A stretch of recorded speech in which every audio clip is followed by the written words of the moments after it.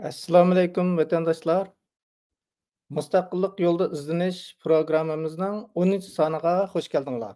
Bugun biz doktor Muhammad Emin A'la apandini bu programmamizga taklif qildik. Programmamizga xush keldingiz. Muhammad Emin A'la apandim. Ovoz chiqmadi ku. Muhammad Emin ovoz yo'q.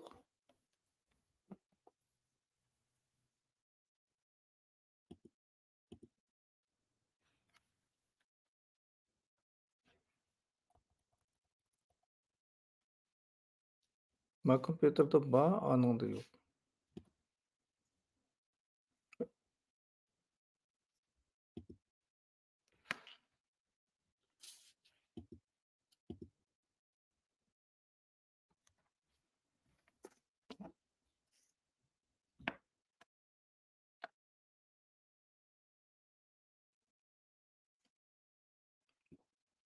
Quloqnikini elib o'tib sinab boqamsiz ya.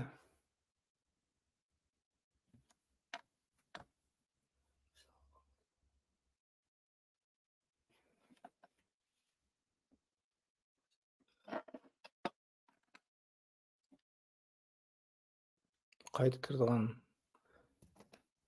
Muhammad Eminning ovozi chiqmay qoldi, shuni qayta kirib.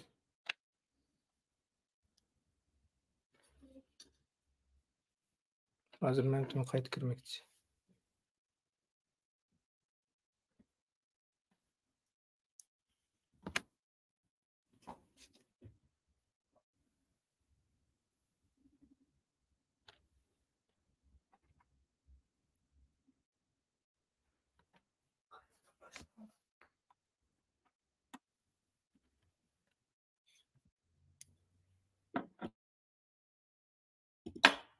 Assalomu alaykum. Ha, alaykum assalom. Endi ovoz yaxshi chiqdi. Qo'y ozroq texnikalik masala ko'rildi. Bugun biz Muhammad Emin A'la apandimni programmamizga taklif qildik.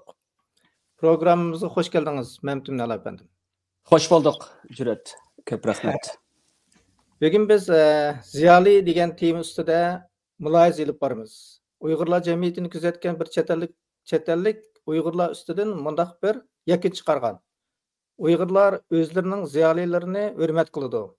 Ular boshqa ellarga o'xshash puldorlarning, huquqdorlarning gapini emas, ziyolilarning, ulamolarning gapini anglaydi. Demismi Uyg'urlar eg'izidan tushirmaydigan, beshi qilib ko'taradiganlar millatning sarxillari bo'lgan ziyolilardir. Xo'sh, ziyolilarimiz millatning o'zidan kutgan umidini oqlay olatamdi. Bugun biz mush temada so'zlashimiz, diqqatinglar suhbatimizda bo'lsin. Əmsə Muhammad Emin A'la apandim, siz bugün oldi bilan ziyoli degan hukmga bir aniq qilma berib boqqan bo'lsangiz. Ziyoli degan bu hukm siz ağan naqlagan aşı bir mazmunda deyilishicha jamiyatdagi ma'lum bir kishilarningki hurmatiga erishadigan, ma'lum bir sohada bilim ega bo'lgan va shu bilim va shu o'zining sohasi orqali ijtimoiy imtiyozga ega bo'lgan kishilarni ko'rsatadi deb qarayman. Bu bek oddiy ta'bir. Bu ta'birni texnik cho'nqirlashtirsak, buning xeli cho'ng yetersizligini bayqaymiz.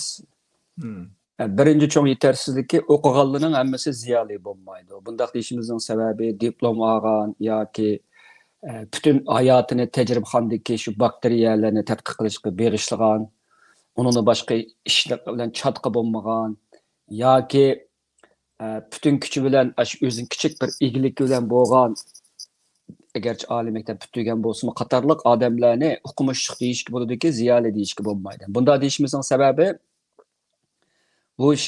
bu kishilarda ma'lum bir xil garchi ma'lum bir sohada o'qigan va shu sohada bilimga ega bo'lgan bo'lsa-mu, ammo ularningki shu o'zi yashayotgan şu şaraitqa ve şu ijtimoiy muhitga qarta hech qanday bir o'zgartish olib bo'lgan bir kechirmishi va tirishchanliklari bo'lmasa, bundaq odamlarni keskin ma'noda ilib etgan vaqtida ziyoli deyishga bo'lmaydi. Endi bu ziyolilik to'g'risida masalan biz bu Uyg'ur tilidagi shu ziyoli degan so'zning ma'nosini qisqacha bir analiz qilib baqsak, buning abayda aytgan gapimning ma'nosi chiqadi, yomon jiqqa ketmasakmi? Ya'ni ziyolidagi ziyo degan so'z bu nur bildirdi. Bu nur degan bu ajoyib bir hukm bu nur degan hadisa bu. Ya'ni bu nur degan hadisaning qarshisida qorong'ulik bor hamda. Bu g'arbda shunday tushunilgan, sharqda shunday tushunilgan. Masalan biz 18-asrlarda g'arbda jo'shtirib rivojlangan ma'rifatchilik yoki aqartish harakatini olsakmi, ularning ko'p qismida shu nur atalg'usida ko'proq ishlatganligini ko'ramiz. Bu nur degan hamda bu qarshisidagi yoki shuni o'zini o'rab turgan qorong'ulikni yo'rtadigan bir holat shaklida tushunildi. Endi qorong'ulik deganimizda simvollik nuqtai ilpatga vaqtda qorong'ulik bilimsizlikni, nodonlikni, anqovlikni va hatto uxlayotganlikni bildirdi.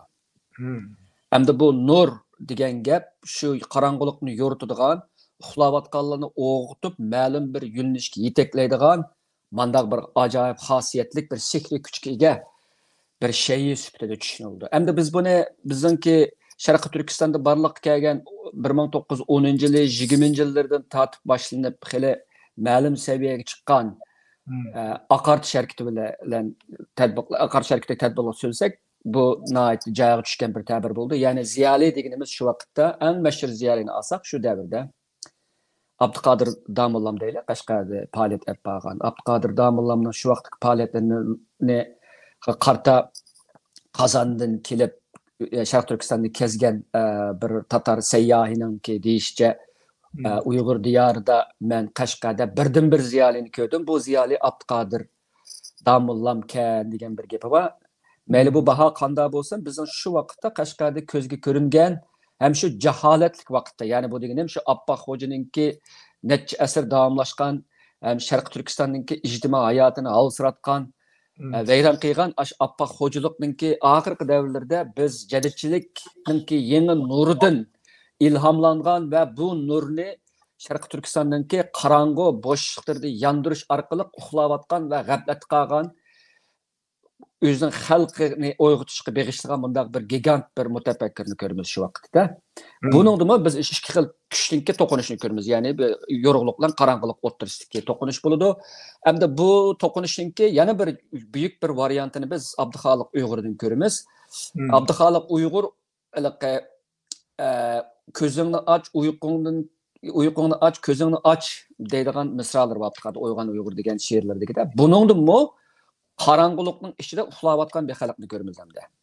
Abduxoliq Uyg'urning bu xitoblarida biz garchi o nurni oxir shaklda tilgan bo'lsa-mu, ammo shu qarang'uliqning qarshisida Abduxoliqning Uyg'urninki vujud engida bir yorug'liq, bir bilim bilan, ilm bilan, fazilat bilan yuksaltirilgan bir yangi bir reallikninki bir simasi, bir ideal bir holatini tasvirini ko'ramiz. Qatorliqlar. Şuna bu ziyali degan so'zning o'ziga kelsakmi, bu ziyolilikninki nima ma'niga ekanligini bildiradi. Hamda men yana azroq bir kengroq bir kontekstga, ya'ni kiray, bu dunyoviy bir ilmiy ramkadan chiqib turib qarab baqay. Bu ziyolilik to'g'risida G'arbning nurg'ulg'an katta ziyolilari nihoyat muhim asarlarni yozgan. Buning ichida eng muhimlarining birisi 1967-yili Noam Chomsky deydigan bir dangliq bir tilshunos bor. Bu tilshunoslikdimi tilning yo'shirin qatlamlari tadqiqotidami nurg'ulg'an ta'riflarga erishgan va til tadqiqotida til falsafasida bir xarakterlik o'zgarishni olib borgan odam. Ammo buningki bu ziyolilik sohasi, ziyolilik tadqiqotida muhim bir tuhfalar bor. Mesela onunki nemisdə 67-yil yazgan ziyalilarninki məsuliyyəti degan maqalasida odatda ziyalilarninki bu hukmga ta'bir berib kelib, ziyalilar haqni huquq so'zlaydigan, yolg'onchilikni ichib tashlaydigan kishilarni ko'rsatdi. Dedi bu yerda bir ikki narsa bor. Endi haq bilan yolg'onchilik yoki saxtalik o'ttirishga ikki narsa bor. Abay bizda yo'q. Nur bilan qorong'ulik o'ttirishdagi bir holat bor. Bu ko'proq bizniki klassik ma'nodagi ziyolilikninki ta'biri bo'lsa, bu Chomsky'ninki bu kapitalistik tuzumni bo'lgan tanqidlarda, bu bo'lgan uzun yillik tanqidlardagi asosli prinsipal bir masala. Ya'ni u o'zini ziyoli deb qarashlikdi bilan kapitalistik tuzumninki yo'shirin qatlamlaridagi yolg'onchiliklar, saxtaliklar manipülasyon qilishlar ve başka işlerini şefkatsizlerce içip taşlaydı. Şunun için o özününki ziyalilarınki bu baş tartib bo'lmaydigan mas'uliyatini ta'birlagan vaqtida haqni yoki haqiqatni huquqqa, mavjud huquq tuzumga qo'rqmay turib so'zlayalash jasoratini bu ziyolilik deydi. Endi bu yerda biz Chomsky'ninki axloqiy ma'niga ega bo'lgan bir ta'birni ko'ramiz. Ya'ni ziyolilikning o'zi bir axloqiy salohiyat, sifat ve faziletni ko'rsatdi. Endi ama Noam Chomsky'ninki endi meni ümidsizlanadigan nurg'un yerlar bor. Buning ichidagi eng muhim yerlarning birisi Xitoyni Amerikani tanqidlagandek tanqidlab boqqan biz ziyoli emas endi. Yani bu yana bir masalani tushuntirib berdi. Bu masalaga men kirmay faqat deb o'tib ketay, chunki bu ayrim bir temaga kirib ketib qolamiz. Yani bu g'arbdagi ba'zi dangliq ziyolilarninki bu shu sotsializmga bo'lib Xitoyga bo'lgan bir mabdulluqi bor. Noam Chomsky'da bunu ko'raman. İlgirki Sovet İttifaqı bo'lgan mabdum bo'lgan ba'zi ziyolilar bo'lgan g'arbda. Bu ehtimal g'arbdagi kapitalistik tuzumdan mayuslangan ve onundan ümitsizlengen bir kısım ziyalilarninki sosyalizmga egish orqali insonlar o'rtasidagi irqdan, davlatdan, millatdan ve dindan halqıgan bir universal bir baraberlik ve qarindoshlik munosabatini o'rnatishdak ham xiyol ustiga qurilgan deb qarayman. Bu bir ham xiyol ideya. Shu jihatdan ovoz yana yo'qolib ketdi.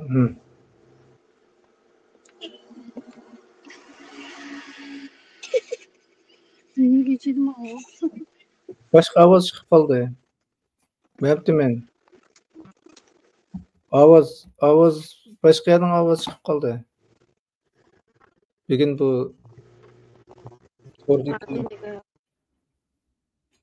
buzg'unchilikqa qattiq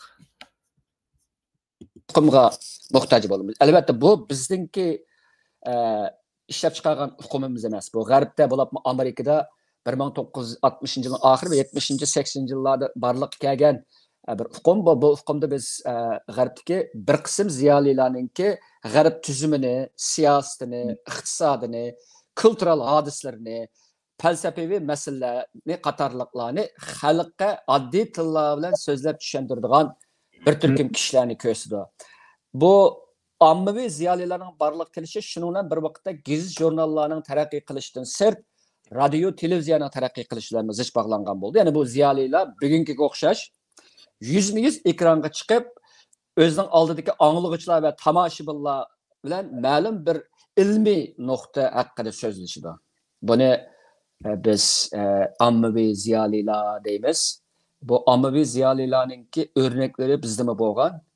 Mening bilishimcha shu 2010-yillardan keyin Sharq Turkistonda Abduqodir Jaloliddin, Yalqin Ro'zi boshchiligidagi bir turkum ziyolilarninki Sharq Turkistonning har qaysi joylariga berib so'zlagan leksiyalarninki ba'zi bir rasmlarni ko'rgandim-da men. Shu vatandagi to'rlardan.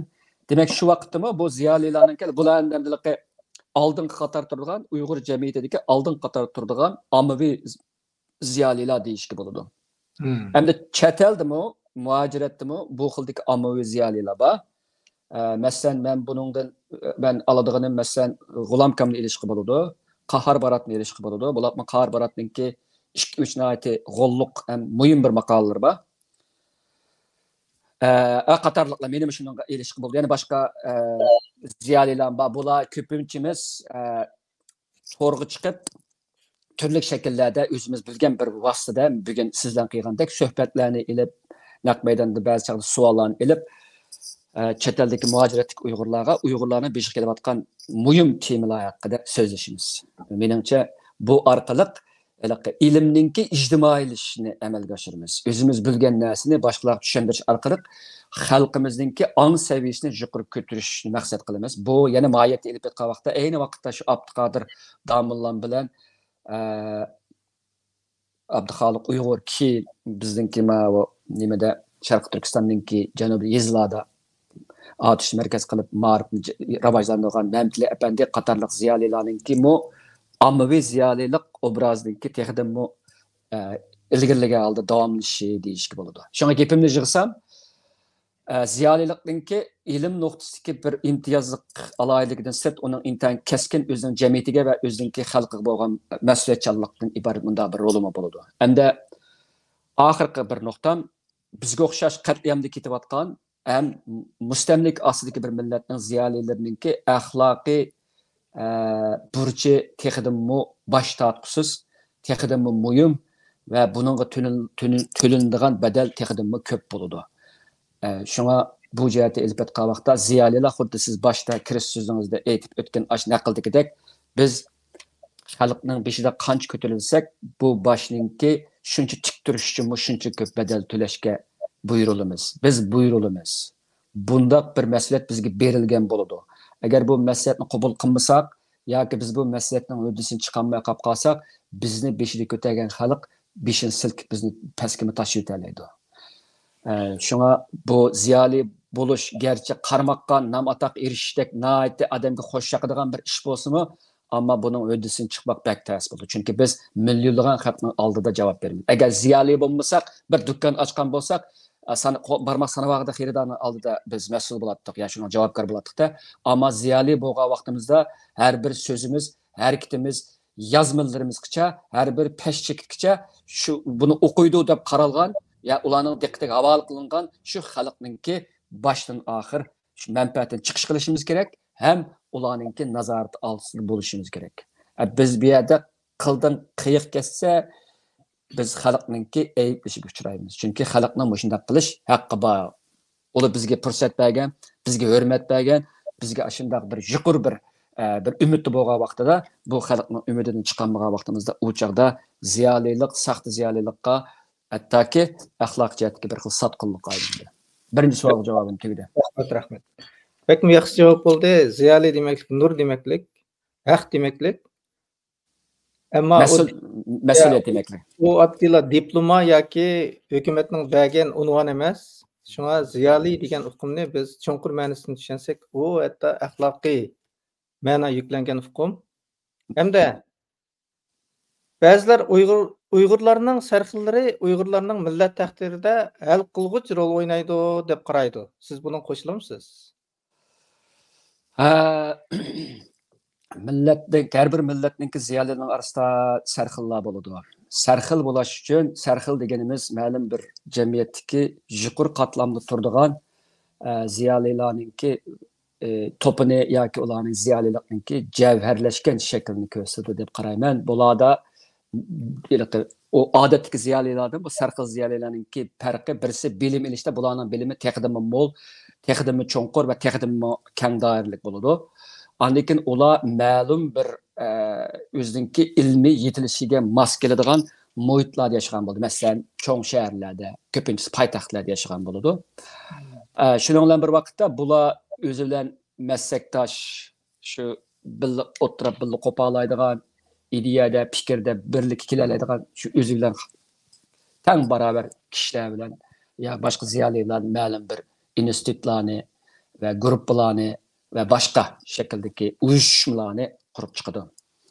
Biz mesela Uygurlarınki tarihi qarsak, 20. asır tarixida Uygurlarınki ziyolilig'ninki 3 cho'ng merkezi bo'lgan, cho'ng merkez Ürümçi bo'lgan. Biz Ürümçini qiyos qilsak, Ürümçide yashaydigan shu dangliq ziyolilarni ko'z oldimizga keltirdik va ular bilan bir didarlashish, ularning bilan bir ham suhbatda bo'lilish hayotimizga ham cho'ngishdi. Chet elda bu xil hayajon, bu xil qizg'inlik jiq tuvan ko'rmayman. Vatanda kesilishdi qo'yaq demakchi. Ikkinchi cho'ng markaz 30-yillardan tortib bizning birinchi jumhuriyatimiz qurilgan Qashqar deyishga bo'ladi. Qashqar tarixdan beri muhim markaz bo'lib kelgan. Qarag'allar davlatininki poytaxti bo'lgan bir shahar. Shuningdan tortib ming yillarda Uyg'urlarning siyosiy tarixida inta muhim, hatto Ürümçidagi uzoq bir siyosiy tarixi bor. Texdimi keskin desem Uyghur tarixideki en uzak ve en çoğunkur siyasi tecrübeye ega, geçmişe ega, tarih ega bir şehir değişik buldu Qashqarni. Üçüncüsü bu G'uljani ko'rish kerak. G'ulja bizninki şu aynı vaqtdagi sobiq Sovet ittifoqi bilan bo'lgan munosabatimiz jihatda bizninki Rus kültürü bilen uçuruşumuzdaki Rus yani bulapma Sovet İttifakının ideologiyasidan ta'sir uçuruşumuzdaki muhim bir uçuruş noktası bolgan. Şunun üçin bizde G'oljada koyuq Rus kültürünün ta'sirlerini göremiz. Hatta ki Rus tillik mektepler bolgan, Rusyada okup kelgen ziyaliler bolgan. Bu ziyaliler keyin Uyg'urlarninki ilim, ma'rifat ishlarida zo'r töhfelerini qo'shgan deyishga bo'ldi. Ondan keyin shuni ajablanarlik emaski, ikkinchi jumhuriyatimizmi G'oljada qurilgan. Demak, shu 3 markazda Uyg'ur ziyolilari ko'proq to'plashib, o'ltiraqlashib, o'zaro aloqalashish va bu orqali ma'lum bir ijtimoiy o'zgarishlarni barliq keltirish muhim rol o'ynagan deyishga bo'ladi. Biz Urumchi keyin mustamlika davri kirgandan keyin Urumchi Uyg'urlarning ziyolilari to'plashib o'ltiraqlashadigan bir yerga aylandi. Uyg'urlarninki eng asosiy ziyolilar Urumchiga to'plangan deyishga bo'ladi. Masalan, men 93-yili xalq nashriyatida xizmatga chiqqan vaqtimda ayni vaqtdagi Uyg'ur sarxillarininki ko'pinchisi shu yerda bor ekan, ishlab ekan. Keyin men borgan vaqtda ko'pinchisi yo'q ekan. Masalan, Abdurim O'tkirdan tortib, Abdukarim Xo'ja, To'xtabaq, Kam qatorliq ko'zga ko'ringan Uyg'ur ziyolilari ishlagan ekan. Shu mening o xalq nashriyat ishlagan vaqtimda menda bir faxrlanish tuyg'usi bor. Shu Uyg'ur ziyoli sarxillarininki qadami tekkan hem ishad o'zininki muborak emgaklarni qoldirib ketgan bir muqaddas bir shu uylarda, ishxonlarda, kitob ishkaplar qatorliqlarda yurgan vaqtimda shunday bir iftiqorlanish tuyg'usi bo'ladi. Shu Uyg'ur bu sarxillar degan gapning ma'nosi shu. Uning ustiga shu bu hamda men ma'nosal nimaninki gapning uramini sal yo'tkay. Bu Amerikada bu xil hodisalar intayin muhim shu sarxil ziyolilarning nimasida atalg'isida hamda bu yerda biz masalan nimaning bir kitobi bor ekan, bu Amerikadagi ommaviy siyosatshunoslikqa beg'ishlangan, yuqoridan tuvanga qartilgan siyosat bekitib ishlaydigan bir kitob bor. Top-down policy making deydigan. Bu kitobni o'qisaqmi, shu kapitalist tuzumdagi bir turkum teknokratlarninki, ya'ni texnikalik xodimlarning, ziyolilarninki Amerika siyosadagi tupki masalalarga qarata ochqishlikni bekitishga qarata ochqishlik rol o'ynaydiganligini nihoyatda qoyil qiladigan ichbidigan kitob ekan. Buningda masalan, bu texnokrat deganimiz biz iqtisodshunaslarni ko'rsatamiz, jamiyatshunaslarni ko'rsatamiz, ommaviy ya guruh psixologlarni ko'rsatamiz, siyosiylardan sirtda hamda bular Amerikadagi har qanday bir siyosatning belgilanishida yuqoridan tuvanga tushadigan bir xil siyosat belgilanishni qiladi ekanda bular. Hem hükümet bularga nurg'un mablag' ajratdi ekan, bularga tajribaxonlar bo'ldi ekan, bularninki nurg'unlagan tadqiqot turlari bo'ldi ekan, bularga millionlagan, milliardlagan dollarlar ajratilgan bo'ldi ekanda. Bular shu hukumatninki ma'lum bir Amerikalik siyosatning barliq kelishi va xalq uning amaliylashishi va amallashgandagi uning qayta qarab chiqib o siyosatni baholash qatorliq nurg'un sohalarda ish qildi ekan. Ammo bu kitobninki bir nuqtasi mening diqqatimni tortgan yeri u shundoq bir asosliq qarash nuqtasi qurilgan kitob ekan bu. Sizlar hech zaman xiyolinglarni xamchog'lamanglarki, Amerikaning siyosati hech zaman Amerika xalqining manfaati bo'yicha chiqarilmaydi. Balki ustidagi teknokratlarningki xohishi, tadqiqoti va ular vakillik qilayotgan manfaat guruhlarininki talabi bo'yicha chiqariladi deyildi ekan. Bu bir. İkincisi, bu mening o'zimning bu kitobdan olgan ta'siratim. Buningda sarxillarninki ko'pincha hollarda reallikdan ayrilib qolganligi. Bu nimani tushuntirdi degan vaqtda, ya'ni bu Amerikaninki siyosatga ustidagi teknokratlar tomonidan tuvanga tushirilgan xalqqa hattoki tengilgan, reallik tengilgan bo'lgandan keyin, bu reallikning o'zidan chiqmagandan keyin, bu vaqtda bu albatta bu oldi bilan bu shu reallikninki asas tələbi, qurulması, ehtiyacı qatarlıqdan çıxış qılmagan bo'ladi. Hamda bu gap o'zimizning gapi kelaydi. Biz vatanda ziyoli qilgan ish xiyoli deydigan bir gapni anglaydik-da. Bu gapda bu ziyolilarning reallikdan ayrilib ketganlik bir hodisasi bor. Ba'zi ziyolilar haddidan ziyoda o'zini alayda qarab olib hamda bu sarxillikning bir xatarlik tarafi nima degan vaqtida bir necha xatarlik taraflari bor. Men uni so'zlayman, hozir men gapni o'ziga kelsam, sarxillik yaxshi ish. Har qanday bir kultur, har qanday bir jamoat va bir davlatninki sarxil ziyolilar bo'ldi. Masalan, Amerikaninki hozirgi sarxil ziyolilarni abam deganimdek Noam Chomsky bo'ladi, yo boshqalar bo'ladi desak, Kanadaning dangliq bir sarxil ziyolisi bor. O 10 yil bir ziyoli, uning ismi Jordan Peterson bo'ladi. Bu adam o'zi klinikal psixolog bo'lishi qarmay, nurg'unlagan sohalar to'g'risida to'xtaladi. Bularni Twitterda buningki agishdiganlar yamanjiq, buning darsini anglaydiganlar yamanjiq ekan. Men de yaqinda tanıştım Qatarlıqlar. Anadan İsrailiyaninki Yuval Harari deydigan kelgushunos bir olimi bor. U cho'ng bir ziyolilar qatorliq kirdi. Qatarliqlarda. Endi bizga kelsak, sarxillik degan bir gap bo'lapmi? Mustamlik sharoitidagi bir millatninki a'zolari, ziyolilar nisbatan bir vaqtda sal bahislik, sal xatarlik degan bo'ladi. Bunda deyishning sababi mening hayotimda ziyolilarni kuzatganimda ko'rganim, ziyolilar sarxillashgan vaqtida mustamlik sharoitida chuqur bu sarxillikqa badal to'laydi. Ya'ni mustamlik qilg'ichi shu ziyolilarni bizga tiklab berish orqali shu ziyolilarning og'zidan bizning manfaatimizga zid keladigan, manfaatimizni burmalaydigan gap so'zlarni qilg'izib bizni qaymoqtirdi. Bizni umidsizlantirdi. Va sarxillik baqaga kelmaydi. Demekçimen.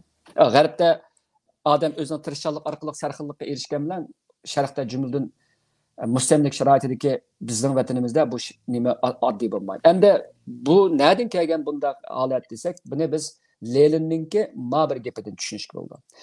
Ziyolilik amaliyotda bir sinf bo'lib shakllangan emas sotsialistik davlatlarda. Sotsialist davlatlarda sinfni bo'lishda ikkala guruh bana o'ttirg'a qo'ydi. Birisi burjuazlar, yana birisi proletariatlar. Birisi ezgichlar, yana birisi ezgichlar. Bu yerda ziyolilar sinfi deydigan bir sinf yo'q. Unda bo'lsa bu ziyolilar nega joylashgan bo'ldi? Bir-birisi qarim qarashtiradigan, hayot mamatlik jangga tushgan. Bu to'qinishda, kelishtiga bo'lmaydigan bir to'qinishda bu ziyolilar nega joylashgan deganda, ziyolilarning shu nega joylashganligini bilinmasligimiz, ham ularning o'zining nega joylashganligini bilinmasligi, ularningki ziyolilik kimligiga qarata cho'nqur bir dilg'unlik va qalamqanchilikni keltirib chiqardi. Leninning bunda bir gapi bor ekan. Ya'ni men o gapning o'zini unutib qoldim hozir, ammo uning kallamdagi ta'sirotini so'zlay. Ya'ni uning deyishicha bir davlatda ziyolilar har vaqt nimaninki huquqninki asosliq sinfninki manfaatini chiqish qilib so'zlash kerak. Ziyolilarning o'ziga xos bo'lgan mustaqilligi bo'lmaydi. Ya'ni ziyolilar hukmron sinf bilan xalq ommas o'tirisidagi kelish tugichik va ularning hukmronninki irodasini xalqqa tushundiradigan bizning tilimiz bo'yicha elib aytsak tarjimon bo'lish kerak. Endi bu bizga bundaq bir narsani bildirdi. Ya'ni ziyolilar her vaqt bir xil huquq qurilmasining ichida bo'ladi. Ya'ni huquq qurilmasi degan nima degan vaqtda bu yerdagi hukmron sinf, ya'ni ishchilar sinfi bilan hukmronlik qilinuvchi sinf yoki hukmronlikka uchraydigan sinf, burjuaziya sinfi o'rtasida tayyorlanib turishga majbur bo'ldi. Albatta, ziyolilarninki xili ko'p qismi ayni vaqtda burjuaziya sinfidan chiqqan bo'ladi. Chunki u vaqtda burjuaziya sinfininki ziyolilarni, jumladan ziyoli sarxillarni chiqarishga nurg'un afzalliklari bor bo'lgan bo'ldi. Ular boy bo'ladi, farzandlarni o'qita oladi, o'qitgandan keyin ularni cho'ng-cho'ng ishlarga qo'ya oladi, hukumat ishlaridan tortib savdo ishlarigacha. Undan keyin ular jamiyatga nurg'unlagan tadqiqot institutlarini, aqlli ambirini va boshqalarni qurishda ularning g'oyat zo'r mumkinchiliklari bor bo'ladi. Endi bu xil mumkinchilik kapitalist tuzumdan keyin, sotsialist tuzumga kirgandan keyin bu ziyolilar besim bilan ya bastırıldı. Bunu Lenin mi deydi? Burjuaziya ziyolileri çoqum ölümge hüküm qilinishi kerak degan cümleler var Leninnikida. Bunda bo'lgan vaqtda bu ziyolilar endi bu ishchilar sinfining ichiga kirib, bularning manfaatiga vakillik qiladigan bo'lmasa, o'limga duch keladi bular. Biz Lenindan va Leninning Stalinning 1930-yillardagi shu aq terrorlik davridagi o'ltirilgan va Sibiryaga surgun qilingan nurg'un ziyolilarni ko'rgan vaqtimizda bu yerdagi asosliq nishon qilinganlarningki sarxil ziyolilar ekanligini bayqaymiz. Bununla biz Soljenitsin'ninki Gulag Taqım Aralları degan asarlarda o'qisaqmi, Sovetdagi dаңlıq ziyolilarni qandaq qilib necha avlod shu bostirilganligini, ham ularninki eng oxir bir qismninki Sibiriyada o'lib izsiz tutganligini ko'ramiz. Qo'rqinchli bir qatliam bor ziyolilar. Hamda Xitoyga kelaylik-da. Xitoyda o'xshash, o Xitoymi, Mao Zedongmi, Leninning nimasi o'xshash kelganda 49 bizning Sharq Turkistondagi mustamlakadan keyin mayli Xitoyning o'zida bo'lsin, ziyolilar har vaqt bostirish obyektiga bo'lib kelgan. Madaniyat inqilobining eng cho'ng nishoni ziyolilar bo'lgan.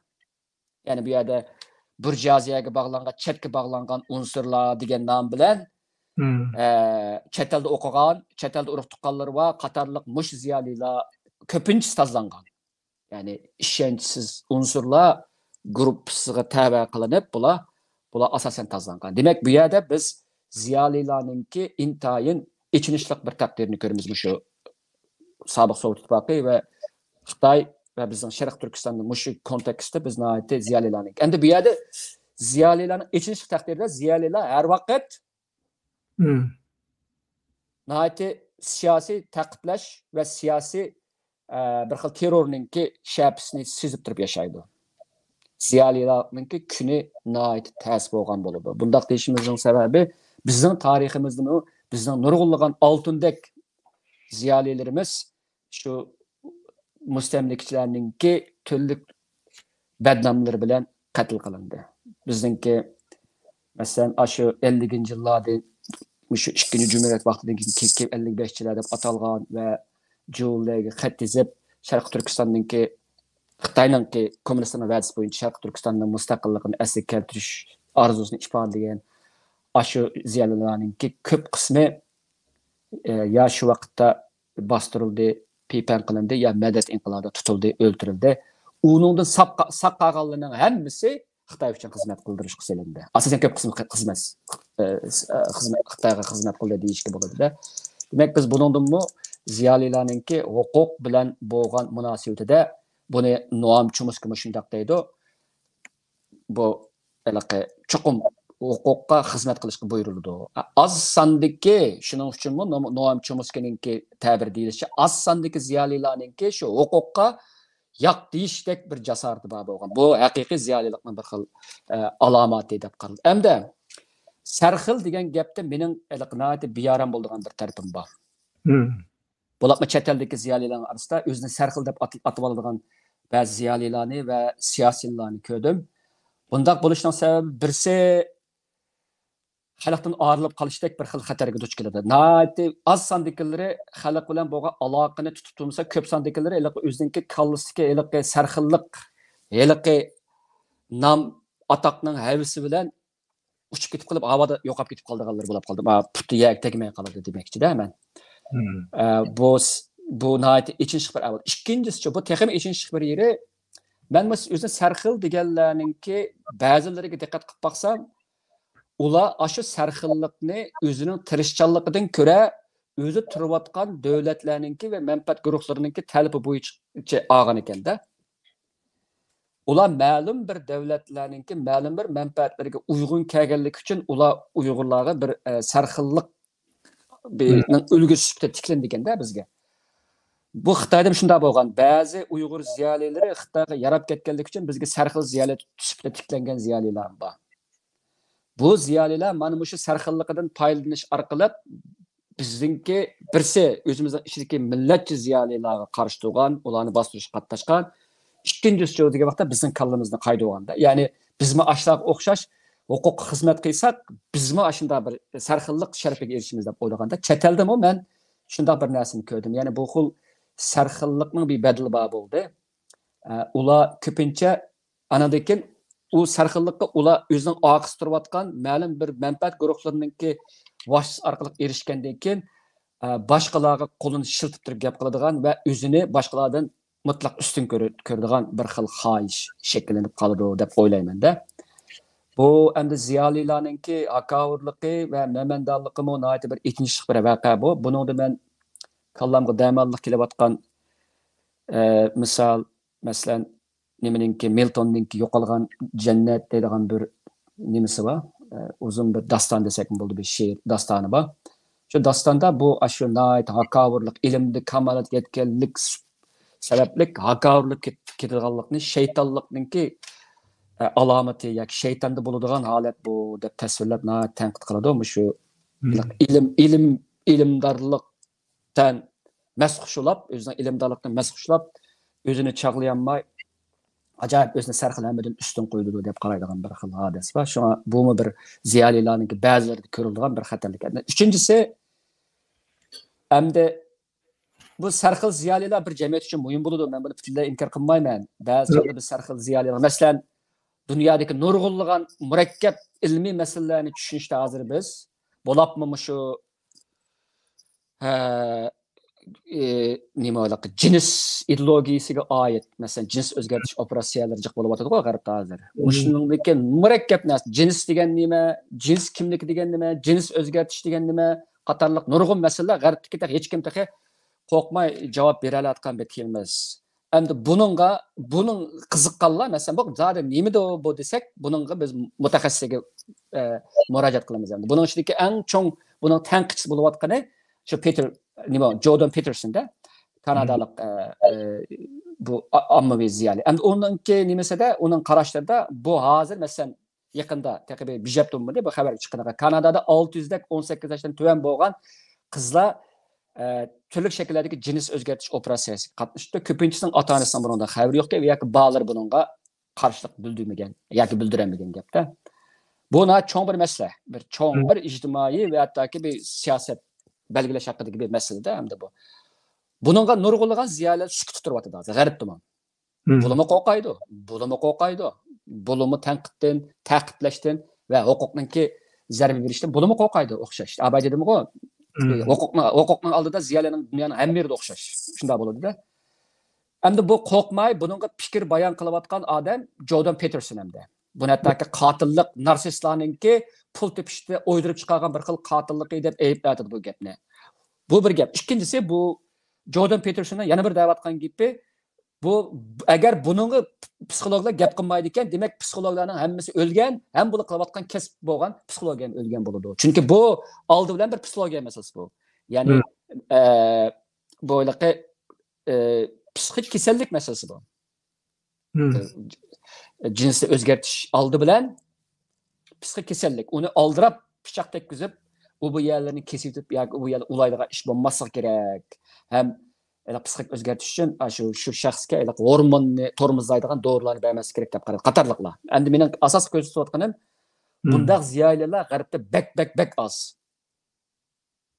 Bu masalani ilm nuqtasidan chiqib deyotganda, endi biz mana mushundaq Jordan Petersondek sarxil ziyolilarga muhtoj bo'lamiz ba'zi chog'larda. Bunda ziyolilar aldirab chiqmaydi. Hammiyada yo'q bunda ziyolilarda. Masalan, biz g'alatiga mushundaq bir masala chiqayotgan vaqtda nurg'unlagan ziyolilar talmirmiz. Shaxsan men g'arbdagi nurg'unlagan ziyolilarga talmidimda mush masalaga mushlar nima deb qaraydigando desam, jim bo'lib oldi. Xuddi bunda bir masala mavjud emasdek.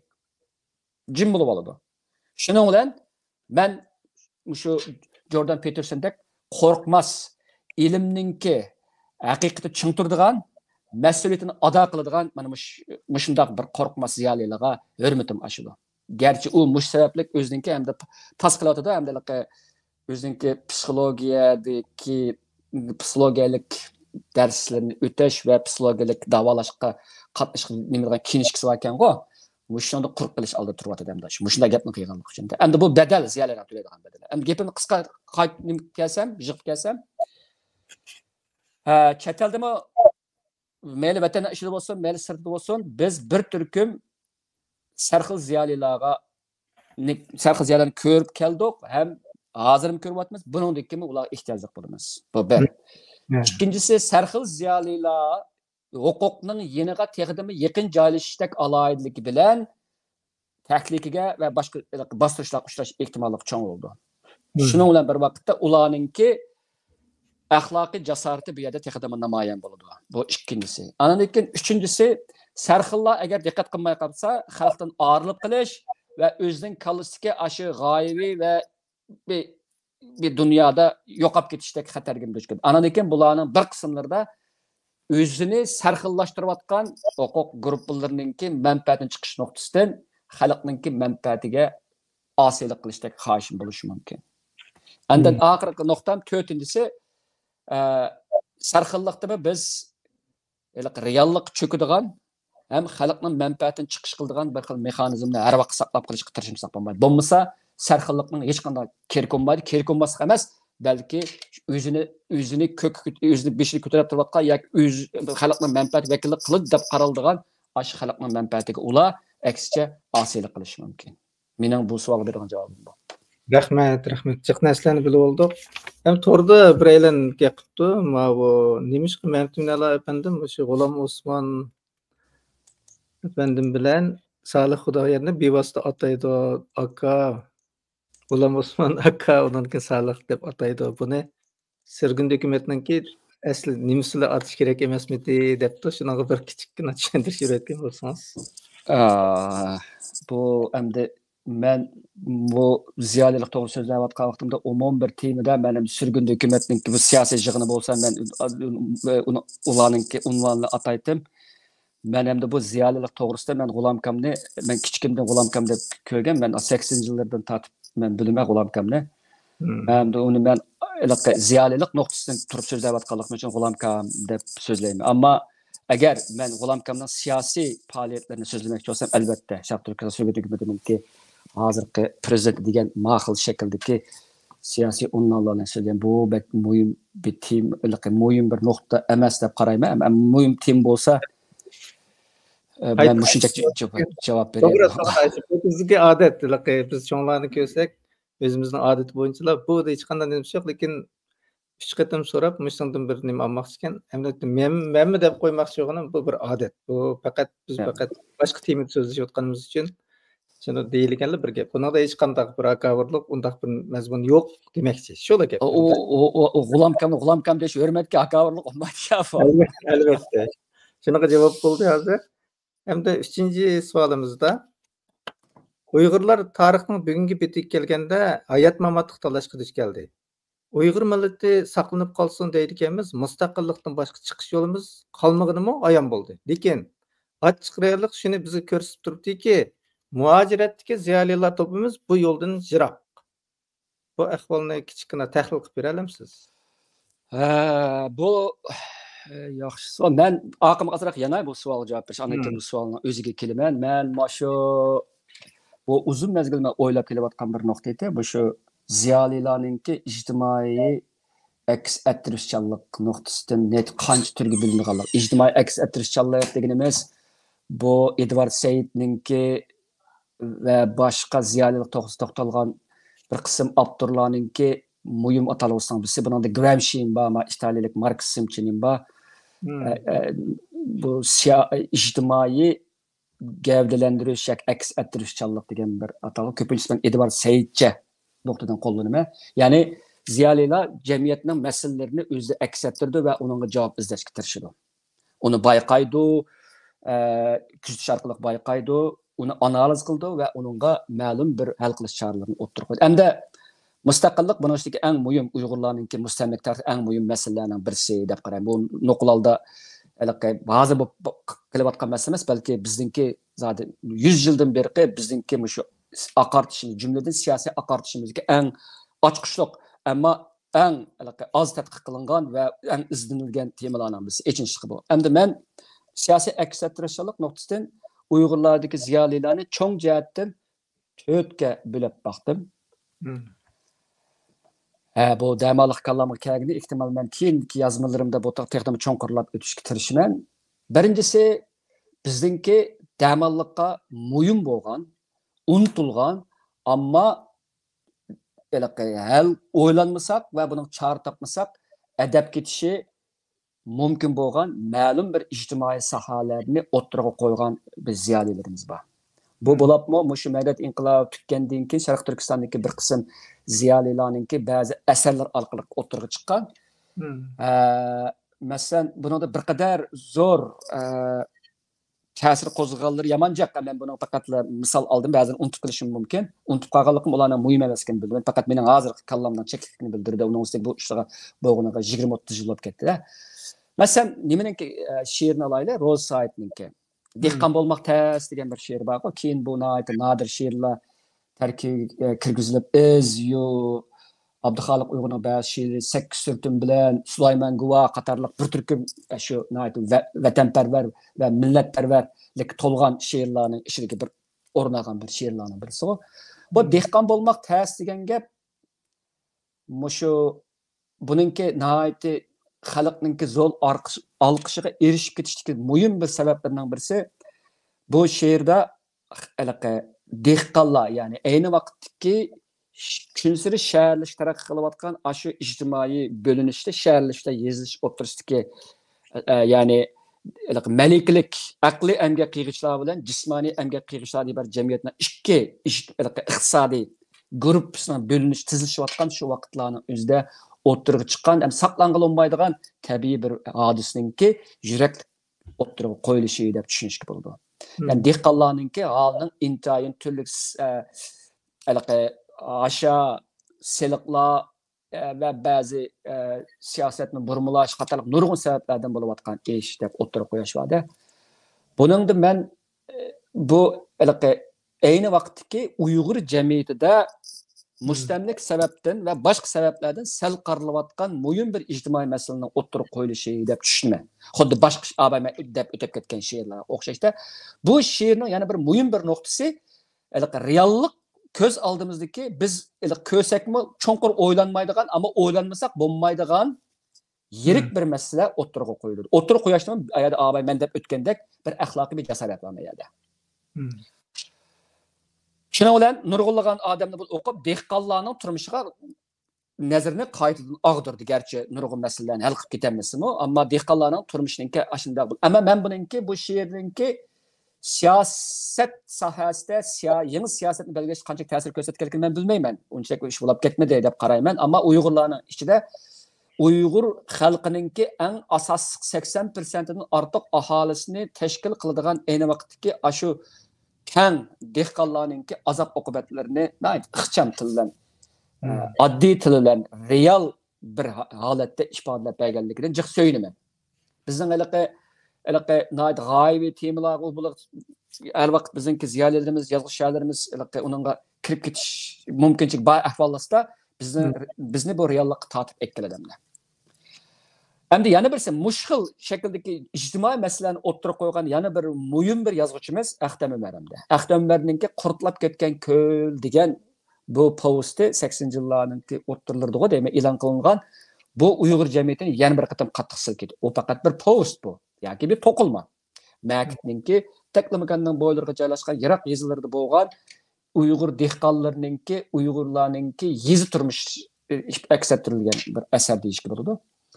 Bu asar uni qayta bir 3 post var bir yerda. Odamlar qurtlab ketgan ko'l yana birisini unutib qoldim. 3 post Uyg'ur jamiyati haqiqatan silkidi. Ya'ni biz Uyg'urlarninki yezi turmushda biz odat ko'maydigan ama iç-içik sınıp ketken ahlak cihetdeki veyran buluş, dini itiqat cihetdeki susluq ve türlü şekillerdeki günahga petiş qatarlıq nurgun meseleler bunu da nəhayət dadılıq bilan oturup qoyuldu. Onundan sırt biz Axtam Umarninki 90-yıllarning başlarında e'lon qilgan Iroq qirlardan An-Yurtqa salam deydigan bir ocherigi var o, yoki ziyorat xotirasi var. Buningdimi g'oyat zo'r bir boş tutup Abdur çetel hayat cümleden özgürgen Türkiye hayatı bilen Uygur hayatı cümleden Uygurlarninki Irak yezi qishloqlardagi hayatını nəhayət bir vaqti çın tutulgan yoki vaqti faslni çın tutgan holat ya'ni vaqtchanlikni chiqarib turib yozgan bir ziyorat xotirasi deyishga bo'ladi. Bu orqali bizningki ayni vaqtdagi dünyani tushunmasak yoki dunyoda bexabar qilishdak holatimizni amalda uni tugitib bizni dunyoning jumladan islom ellarininki oldin qator turdi deb qaralgan davlat bo'lmish Türkiye bilan sirlashish orqali bizningki mayli kultur bo'lsin, mayli islomda bo'lsin, mayli ijtimoiy urf-odat va qoidasin va qilmishlarda bo'lsin, qancha darajada farqlanganligi va o'zimizningki qancha darajada yerginish ekanligimizni o'ttirib qo'yilgan bir asarda. Bu asarninki yana bir xil holati ehtimol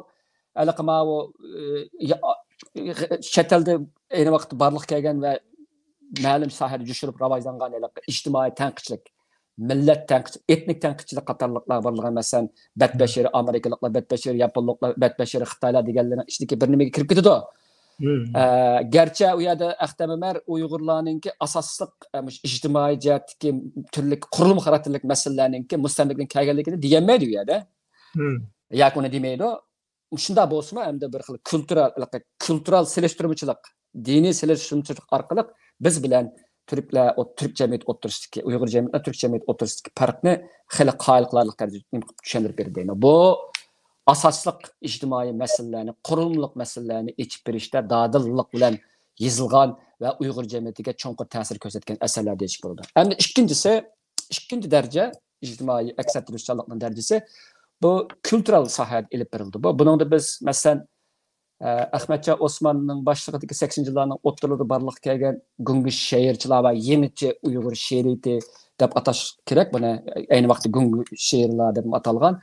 Bularning ep kelgen fikirdeki yenilik, çildeki ıslahatçılık, kurulmanı yenilaş, en mühimi Uygurlarning estetik ve ijtimoiy tefekkür ve engini yenilaş bolgan dadil izlenişler, sınaqlar ve bununki mahsulatlarını görürüz bundan. Bunun Uygurlarninki ijtimoiydagi cümleden ziyalilarning qatlama ko'rsatgan ta'siri intayin cho'nqur bu hareketninkide. Shundan keyin Uyg'ur adabiyoti butunlay boshqa burunga o'xshamay yangidan bir izlanishlarni qildigan g'arb adabiyotini tushunib chiqishga va o'zidan boshqa qarindosh adabiyotlarni masalan deyli Chingiz Aytmatovninki nurg'unlagan ifodalash usullari va tematikini tanlash özgürlüklerin ügünüş qatarlıq qızğınlıqlar Uyğur yazğıcı şairlərinin arasında çoğ bir moda oldu deyişkin buldu, məlum bir bəs işte. Anandan keyin bu ikinci kültürel cəhətdə az dola kültürel cəhətdəki özgüçülük və xaslıqı bolğan qoğdaş və bu cəhətdəki məcburiyyət ən mühim bir orunda turdu deyişkin buldu. Məsələn, 3 şiir var. 2 şiir bir maqalı var. Ben çok ötep ketadigan bir yerde. Birisi Sıdıqacı Rozininki kolunu tart, Nakşoğrus Van Lobin degenmiş. Şundaq bu deyme. Nemesi eğer xatalaşmasam bir makalasidan qılgan Ürümçi kesikizde. Bunun da Xitaylar tərəfindən G'arbiy yurt Nakşi padişahı deb atalgan Van Lobinninki Şərq Türkistan'daki xalq nakşılarını oğulab, bu oğulğa yerler köpünçe Turpan, Qumulu, başka yerdeki xalq nakşılarını oğulab, bunu Xitayçı teksin silip, şu Xitayçılaştırıb etkenlikten ibaret. Mana şu kültürel oğurluq hadisini tənqid qilgan bir maqalı. Bu maqalımı xeyli zor, menin küçüşüm şu vaqtida, şu Ürümçide naiti nurg'unlagan bas münazirlərə və nimələr oldu. Yani bu xeyli zor cesaret talep kıldıgan bir işte. Bunda deyişinden sebebi o vakitçe biz Xitayning mustamlikisini bir xil bulan talanlık şekilde düşünettik.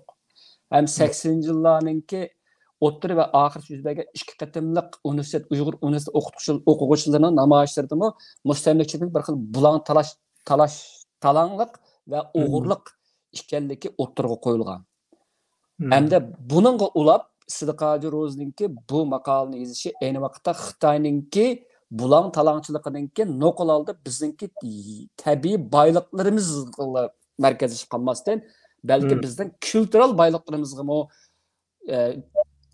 o karkollarının sozulganlığını o'ttirga koydu. Bu yaman mühim zil bir tema aynı vakitte özde siyaset tema gene Xitay mustamlikçi belki Şu bu mühim bir. Yani şunun bilan Uyg'urlarda, bo'lib Uyg'ur ziyolilarda o'zininki kultural qadriyatlarini bo'lgan, uni qo'g'dash, uning ega chiqishga bo'lgan bir xil chaqiriq bor bu maqolada. Bu bir. Ikkinchisi, Abdurim o'tganninki iz she'riga ulab, yoki uning bilan birga turadigan, men Oq bayroq emas degan bir she'r bor.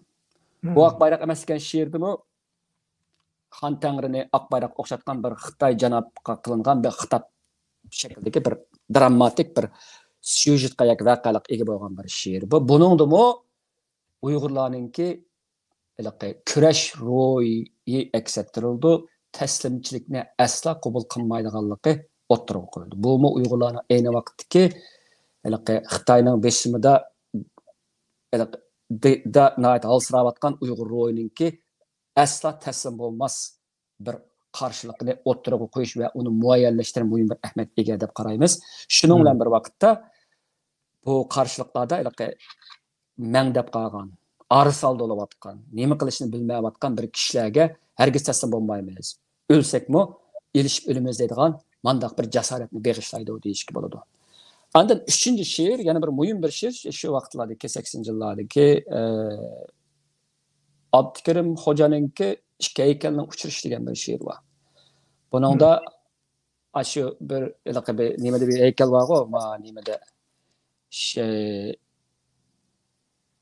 Şimali Qovuqning bir 4 ko'chining nimasi 5 ko'chim 4 ko'chim ismi qolmabdi. Shu yerda bir ikki bir Xitoy askari bilan yana bir Uyg'ur askarining ko'rishib turayotgan bir haykal bor. Men shu yerda mazaq qilish orqali ayni vaqtdagi Xitoyninki Sharq Turkiston kirishdagi va'dalarininki yolg'onligi, Xitoy kommunistlarininki yolg'onchi nomussizlar ekanligi dartma, kinoya şekilde oturuq. Demek bular kültürel cihette, siyasi kültürel olsun, yani özümüzdeki hakiki kültür nakşısollar, yani estetik kültür cihetten olsun, bizdenki kaderiyetlerimizge, ruhi aletlerimizge kartan çonkur çakırık küçüba eserler deyişki buludu. Bu ikinci siyasi ictimai eksetişinden. Üçüncüsü bu mevcudiyetçilik noktası bir narsa bu. Mevcudiyetçilik noktasını dediğimizde bu bizden hayat mamatımız, Uygur milletininki saklanıp keliş kanmaslığı meselesi atalgan, nurgulagan eserler var. Bunun içinde ben şu asas tutuk kılıp Abdüz Efendim'ninki, Abdüz Kam'ninkine izcimen. Ya müstakillik ya ölüm deydiğen bir kitabı var. Bu kitap 2000 yılı Teknomekan Uygur Neşriyatı tarafından neşr kılınan bir kitap bu. Bu kitapninki meni yang hayran qoldirgani dag'dug'a qo'zg'almasligi ayni vaqtda. Abdurninki asosan hayotininki oxiriga qadar yaqinda tugab ketdi-ku. Abduz Efendim, Abduz Kam yoki men shu Abduz Kam deb aloqalashgan. Mening 2017-yili chiqqan bir kitobimni o'qib men bilan aloqalashib ekan. Bu akamiz shuningdek men Abduz Kam deb ko'nib qolgan. Buni Abduz Kam dey. Abduz Kam'ninki bu kitabını ben şu çağılda okup ben hayran kalgandım. Hayran kılışımdan sebebi bu kitapta ya müstakillik ya ölüm degende Uygurlarınki siyasi takdirini bu kitaptakinin mavzusu dek bu kadar üzül kesil, bu kadar uçuk, bu kadar objektif ve bu kadar tahirsiz koygan bir mavzu yok Uygurlarınki siyasi mefkurusunda. Elbette ya müstakillik ya ölüm degan Abduz Kam'ning gapi emas. Bu Amerikaninki ichki urushdagi bir Patrick nimaninki so'zi bu. Mashhur bir so'z bu. Ama bunu bizningki siyasi realligimizga o kadar dellikda tatbiq qilgan bu akamiz. Anda bu kitobni biz varaqlab baqsak nishon mustaqillik deyiladi.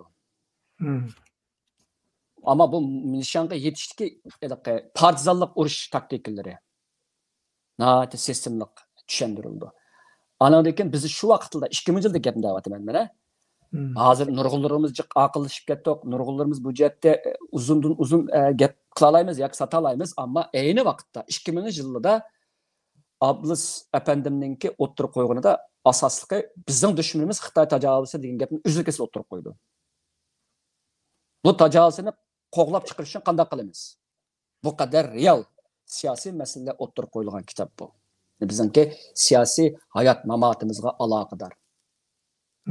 Echinishli bu akamiz biz deyotgan ziyolilar, Uyg'ur ziyolilar sarxillar degan otizmlik yo'q. Yoki bizningki qatliamimizni oldin ko'ranmay turib, yana o'zini siyosiy strateji deydigan avo nanqipi aldamçılarına tizimlik mi yok. Bu edebiyatçılar yok. Yani Türkiye'deki bir devlette yaşap durup Türkiye'deki ictimai teşkilatlarınki. Bunun üstüge çıkıvagan bazılarınki özümüzdeki yakınlarına yardım kılıp andın başlar kılımız deydiğen mağıldaki numussuz şahslarının teqdimi nazarga ilinmay durup yaşap ötken bir adam bu. Bu içinişlik bir nime. Hem de aşı mefkurununki bu adam oturup koyuvatkan aşı naiti bizdeki siyasi realligimizda to'g'ri analiz qilgan, Gerçi onunki bir taraf kılış usulları hemmesine ketilip ketmesem mi? Ben bunda bir yazılgan, sistemlik yazılgan bir eserini görüp bakmagam ben. Yani siyasi noktada sistemlik yazılgan bir eserini görüp bakmagam ben. Ben hakikaten çöçügen bu eserini görüp bakmagam dikken.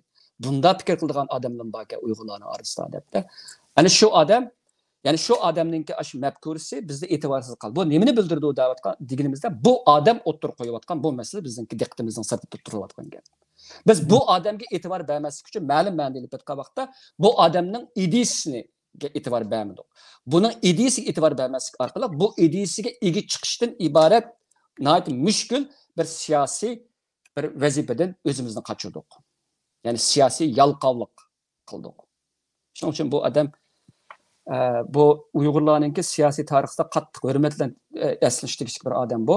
Bu to'g'risida nurg'unlagan hattoki bishki maqola emas, tadqiqotlar ilib berilishga tegishli bir odam deb qarayman. Bu uchinchi Uyg'urlarning ziyolilarining darajasi. To'rtinchisi hamda oxirgisi ijtimoiy aksiyat tashkilotida men buningga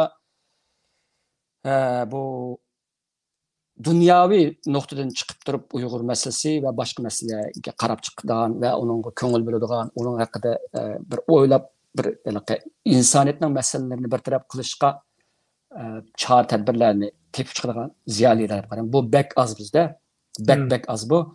Endi bizningki bütün siyosiy engimiz, ko'rishimiz bizning o'zimizning da'diga markazlashib qolganligi uchun biz jiq o'ylay olsak, O'rta Osiyoni ko'zlab, uningdan jiqroq chiqib qolsak, Turk va islom dunyosini ko'zlab, taqdim yuqori chiqsak, bütün dunyo jumladan g'arb va sharq o'rtasidagi murakkab siyosiy vaziyatlar va o'yinlarni ichiga kirib turib o'ylaymizda o'zimizning ishini. Ama bu bek az bo'ladi ekan bizda. Men bu jihatdagi tafakkurga ega, nazar doirasiga ega shaxsdan faqat men o'zim bildig'ini parad tursin deb ayta olaman. Qolganlarda men unda bir cho'ng bir nimani ko'mini paradninki insoniyatninki azob oqibatlariga bo'lgan tonishi, bilishi, analizi va buning bo'lgan ba'zi bir hal qilish choralari haqiqatan dunyoviy saviyada deb qarashga bo'ladi. Gerçi o hemmenin nahati sistemlik bir kitap şekilde yazıp ketmegen bolsun ama onun eserlerinden hem yere çeçilip ketken bu kararları. Yani onu jıgıp kelsek mi onun bir eserlerine bir ramkısını koyuldu. Demek hem de benim bugünkü bu müstakillik ne için anmasına ibaret bir mesele diyelim. Şu müstakillik bizimki ziyalilerimizdeki oyulmuş derecesinde 3. derece turduğun yani hayat mamatlık noktadaki yani mevcutluk krizisimizga markazlashgan bir tema deb qarayman. Endi bizningki bu ziyolilarimizning ko'pinchisinki bu temaga qiziqmasligi yoki bu temaga o'zini atmasligi ko'p hollarda bizniki mushu tema ya'ni mustaqillik masalasiningki gap bo'lgan tonishningki yetersizligi yoki buning bo'lgan hissiyotidagi bir xil dilg'unlikdan kelib chiqqan deb qarashga bo'ladi. Men o'zim ko'rgan nurg'un ziyolilardagi mushu hattoki boshqa turib tursin Şarkı Türkistan degan mush atalg'ini elish nuqtasimi? Bularni chet ellikni oldida bu gavdalandi bu narsa. Nurg'unlarninki tamtirayotganligini, ashuna degisi yo'qligini, askapni mustaqillik degan gapni qat'iy degisi yo'q. Xuddi mustaqillik deb qolsa, bu bir xil zo'ravonlik, qaloqlik, yavoylikdan derak berdigandek bir xil mushkil nimalarni anadakin oxirninki chet ellik oldida yuz chiqadigan Uyg'ur xalqininki tinchlikni suydigan xalq ekanligini, xuddi biz tinch bo'lsaqlar, Xitoy rahm qilib bizga Şarkı Türkistan çıktıgandek bir xil nurg'un ham xiyollar bo'ldiganlikdek holatni men ko'rgan. Bu bir. Ikkinchisi men aba qisqasi deb o'tib ketgan mustaqillik degan bu gap bo'lapmi Xitoydan iborat tishtirliqcha atom qurollari bilan qurollangan bir davlatning qo'lidan mustaqillikni elish degan bu yomon zo'r jasoratni talab qiladigan narsa bu. Aba deb o'tib ketgandek bu axloqiy jihatdagi mas'uliyatchanlikni eng muhim bir talep edip qaraydigan bu ziyolilikda bunun ödüsünü çıkmak yaman ta'sir oldu. Bu o'yliq noqalarda Uyg'urlarninki tilini qo'g'dayli yoki Uyg'urlarning adabiyotini qo'g'daydi degandek mandaqalik hammadan qulqi qo'sh yoqadigan, g'arbliklarni chavak chaladigan bir tema emas bu. G'arbliklar savol qo'ydigan masalan. Hatto bizni tanqidlaydigan bir nuqta bu. Masalan biz mustaqillik bo'lsak, ba'zi g'arbliklarni buningga javob berishdan o'zimizni qochirib, ananikin bizlik bir xillik real bo'lmagan bir dunyoda yashab olamizda. Ya'ni bu tilimizni qo'g'dasak yoki adabiyotimizni qo'g'dasaqlanmish bo'ladi. Amaliyotda mustaqillik bo'lmasa, tilimizni ham qo'g'dalmaydiganligi, kulturimizni ham qo'g'dalmaydiganligi, dinimizni ham qo'g'dalmaydiganligi, hatto o'zimizning tenimizning, ruhimizning, vijdonimizni qo'g'dalmaydiganligini biz esimizdan chiqarib qo'ygan bo'lamiz. O asosan mustaqillik bo'ladi bu yerda. Ammo ko'pincha ziyolilarimiz buningdan qochib, uning boshqa, uni shoxlab chiqqan Hem bu arqılıq onun mövcudluğu kapalat ega bo'lgan boshqa omillarga yepishib oladi bular. Albatta, ba'zilarininki bu omillarga yepishirish, masalan, biz tilshunos bo'lsa, Uyg'ur tilini qo'g'dayman desa, uning gapi o'tadi masalan. Uning men yaxshi bu muhim bir tema edi. Ammo shuni degan o odam o'xshash vaqtning o'zida agar mustaqil bo'lmasak, bu tilimizmi mustaqil bo'lolmaydi, ham bu tilimizmi vayron bo'ladi degan gapni demasa, yoki u gapdan o'zini qochirsa, uning tilshunosligi soxta tilshunoslik bo'lgan bo'ladi. Yoki u o'zi qilayotgan tilshunoslikninki haqiqiy mohiyatini tushunib turib qilmagan bo'ladi. Uning cho'qim siyosiy masalaga, siyosiy ishlar qatnashib ketishning hojati yo'q. Ammo shu mustaqillikka qarshi turmushda bo'ladi. Çünkü o müstakillik nokulalda bir türküm adam mınız kızıp ketken aileki yavaylarınki Xitayning qo'lidan qoral kuchi yoki boshqa ilishlik mana talba harakati emas. Belki bu oddiy desak, mantiqininki bir zaruriyati bu. Yani Abay deganida sabab natijadan zaruriyati. Sabab mustaqillik bo'ldi, natija hamma narsamiz aman qoladi. Buni arif buni ta'til qilib qo'ysak, tilimiz bo'lsinla biz saqqalimiz desak bu ularga sabab natija aralashtirib degan bo'lib amalga oshmay qoladi bu. Rahmat. Bugun jiq narsalarni o'rganib oldik. Asli savol bek jiq edi, lekin vaqt bir yerga o'tib ketdi. 1 soatim jiq bo'lib ketdi. Peshida mana shu texnikalik sababkorlik qildi. Mush ziyolilar to'g'riliq savolning 20 ta bor. Yana bir qatim suhbat qilsak qanday qaraysiz? Bo'ladi. Mushning oxirgi kelib olib o'tamdi. Siz Bo'ladi. Yana qancha savol bor yana? Yana 3 savol bor. Yana bir qatim qiladi. Bir soat bo'lib ketgan bo'lsa bo'ldi. Ko'p rahmat bugun o'sha vaqtingizni ochib, o'sha ziyoli to'g'risida o'sha suhbat qilganingizga. Hamda hammalarninki shu vaqti xayrli bo'lsin. Kelar qatim yana Mahmud Minala apandim bilan bu suhbatni davomlashtiramiz. Xayr xo'sh.